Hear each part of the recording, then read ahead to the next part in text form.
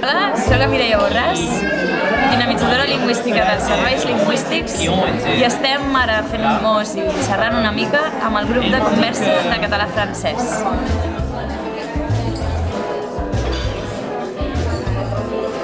Amb aquest grup de conversa intentem un cop a la setmana i normalment solem anar a algun bar o algun lloc a prendre alguna cosa o molt sovint a xocolateries per menjar creps o alguna cosa típica també francesa.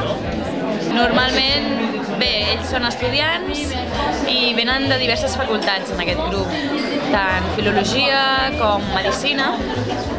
I bé, intentem parlar una mica de tot i intentem proposar noves activitats de cara a altres quedades per anar canviant una mica i per fer coses diferents i també aprendre la cultura catalana per tal que ells també coneguin coses d'aquí.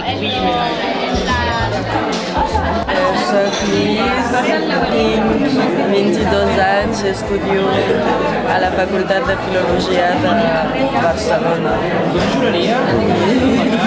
Ja està. Hola, sóc el Guillem. Estic aquí perquè me'n vaig a França l'any que ve i necessito millorar el meu francès.